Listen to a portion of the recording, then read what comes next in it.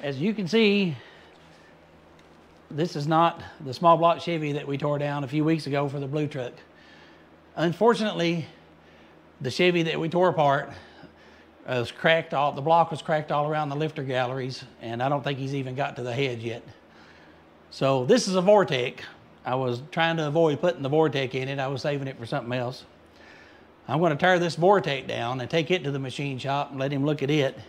I'm going to use the Vortec heads and have him probably do a little bit of modifying on them that we'll talk about on another video, so we can put maybe a little bit bigger cam. This is a roller motor.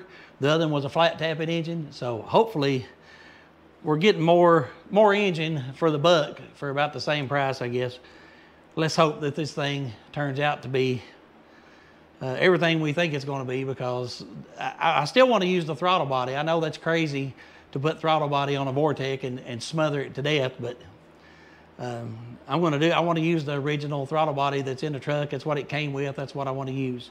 So we'll try to go that route. If that doesn't work, then I've got a 4-barrel intake for a Vortec, and we'll put either electronic Holley fuel injection or put a carburetor on it. But right now, I'm going to set this thing up on time lapse and let you guys ride along. I'm going to tear this thing apart.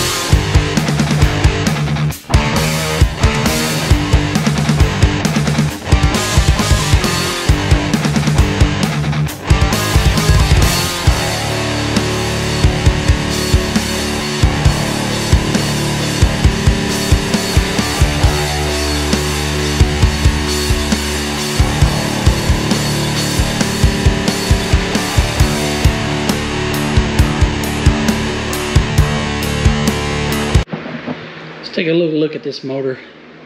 Well, the guy said it had a knock, and he thought it was a knock sensor. It didn't have an oil pump on it when I got the oil pan off. It'd been took apart before. I'm going to switch it from remote oil cooler. I'm going to put it back, just a filter back here, and take that remote oil cooler off. But I'm looking at the rods, and it's an older engine because it's got regular rods. It don't have those powdered metal rods, I don't think. It's got those weight blocks on them. But that one's brass looking. They're all brass looking till you get here. I don't know if you can see it. This rod right here. See, the next one to the right is brass looking. It's just a regular rod. This one is kind of black. So if there's a spun bearing, it's probably that one. So I'll take them out here in a few minutes. I got to get this front cover off. And this is the one that has the crank sensor on it. So we put it back in the other truck, we're just going to put a regular timing chain cover, so we have to put dowel pins in it to make it fit a regular timing chain cover, because I think the plastic pan has the dowel pins made in it.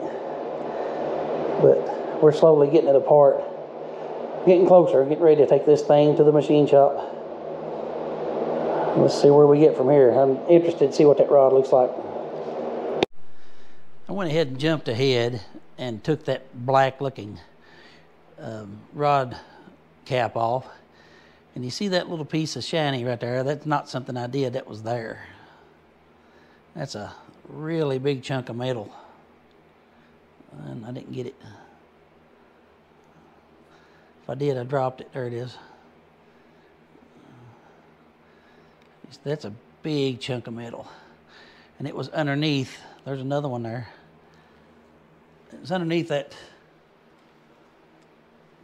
bearing. And look at this bearing. It's just hammered. It's blue on the back and the front. And it's whatever was in there has eaten it up. So these two are black also, these two back here. So I'm going to guess that there's something under them also. We'll just have to get these rods and pistons out and see. I've got to stamp them all first. These have never been out of this engine.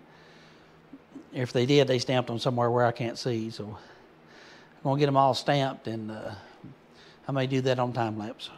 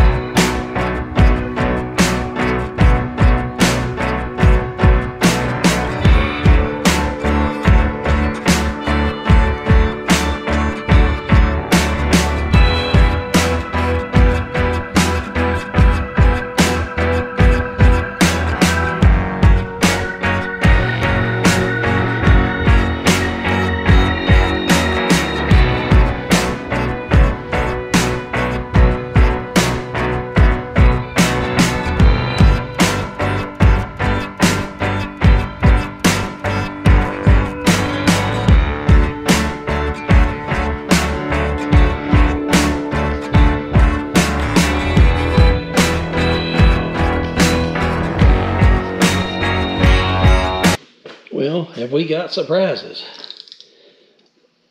It's got a bad, maybe two bad main journals. Or not the journals, but the bearings. But the real thing is over here on this end. It had three really black rods. That is 1/8 of an inch. And that's not a bearing. There's 1/8 of an inch of this journal gone. And this one's the same way over here. That bearing's still on there. I couldn't get this motor to spin over when I first started taking it apart. And the reason was these three were completely seized.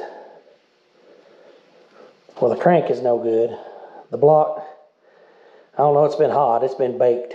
I mean, really baked. These three were just completely, the rods ain't no count. They're egg-shaped. So nothing, only the block's about the only thing on this block. This engine's going to be any count, just a block. And I've got another crank. I hope they're the same. This is a Vortec.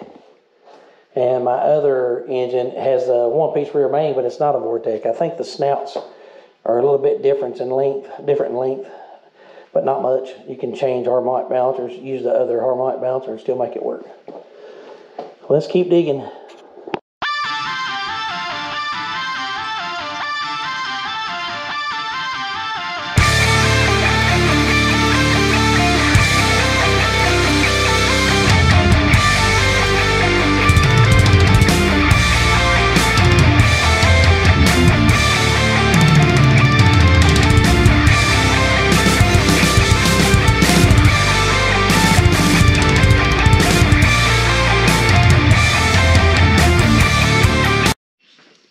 block number 2 tore down.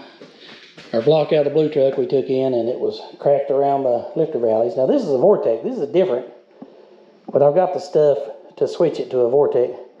One thing I don't like is these Vortec motors where the water pump bolts on. There should be a little hole there on a regular motor, but these Vortecs don't have that. That's a water bypass to keep the block from overheating when the thermostat's closed. There is a fix for it. I believe you could put, the Vortec heads don't have allowances for it anyway, so you'd have to do a lot of machining to make that work. But the fix is this intake.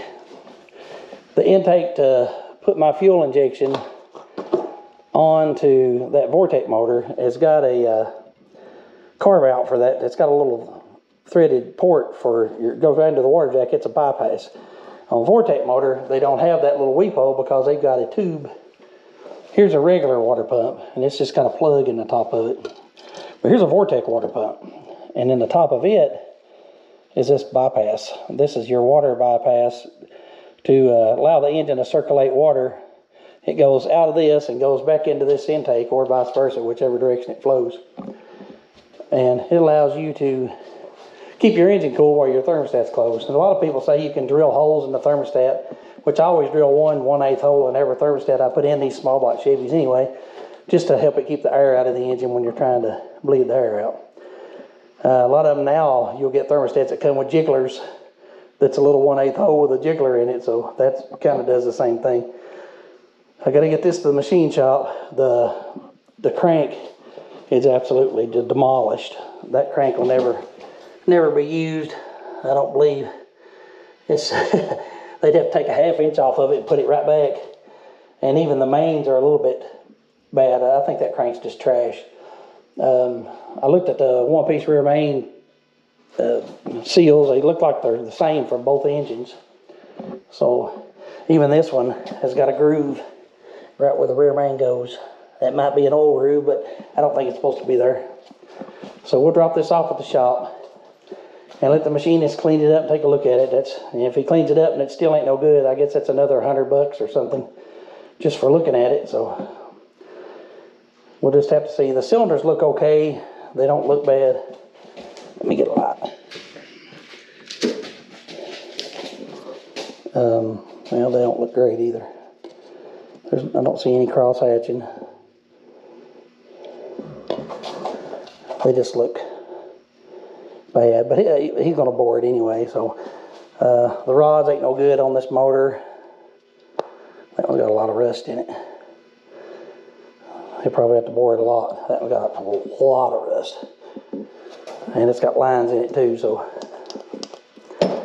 there's that. And these piston rods, they're just as black as they can be where they've been spun, where the bearing spun. It's eat the inside of the rod journal up on 3 of them. I mean, I don't think there's not a bearing in that one. You can tell that it's eat up inside it. The bearings have been spinning. Now there was no bearing in 2 of the front 2 there. I guess it was 1 and 2. There weren't even any bearings in it when I took it apart. I don't believe.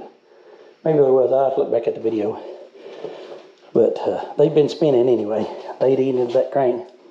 The guy said it had a slight knock when they took it out, so they put a crate motor back in. And I believed it, and I bought it. So this is probably just a boat anchor. But that's all we're going to do on this engine for this week, I guess. It took me a couple weeks to take it apart because I got a couple other projects I've been working on. I haven't had time to fool with this, and I guess he's tired of waiting on me, so I need to get it over to him. But thank y'all for watching. I appreciate it. And come back around. We'll find out in a week or so what we're going to do next on this motor. Stay clean, everybody. Thanks for watching.